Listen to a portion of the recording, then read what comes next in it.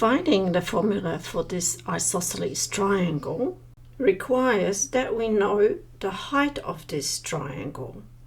Since we know that this is an isosceles triangle because it has two sides which are exactly the same, x and x, we also know that the base will be equally divided here as well, even if it doesn't look like it. And so we will have a right-angled triangle. This right-angled triangle will allow us to find the height using the Pythagoras theorem. If we name the sides A, B, and C, the theorem says that C is equal to, or C squared is equal to A squared plus B squared.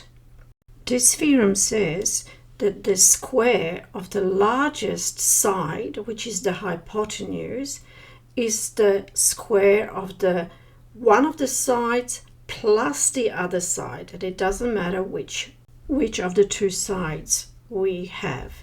But we know that h is represented by A. Now this formula changes a little bit if we are wanting to find the sides A or B.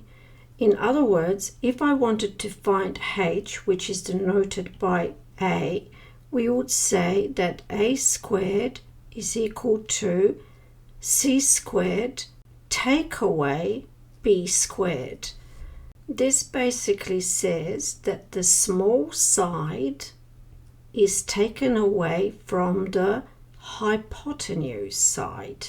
Remembering this could be very useful. So if h is A, then we will say that h squared is equal to x squared minus b, which happens to be half of 2a.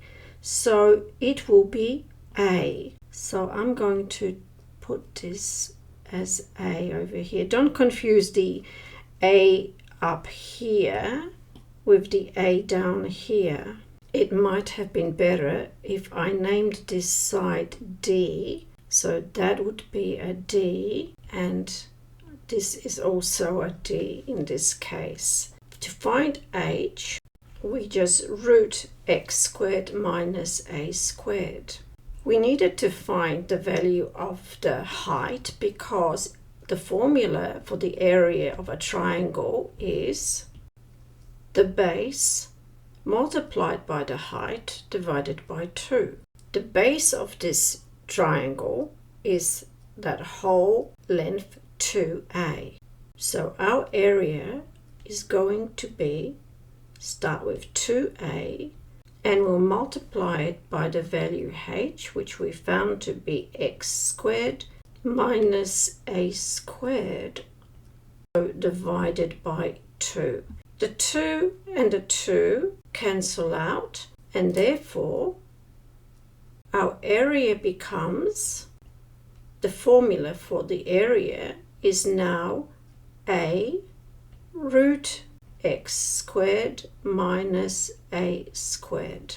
And so this is the formula for the area of an isosceles triangle. Finding the formula for areas is part of Year 10 work.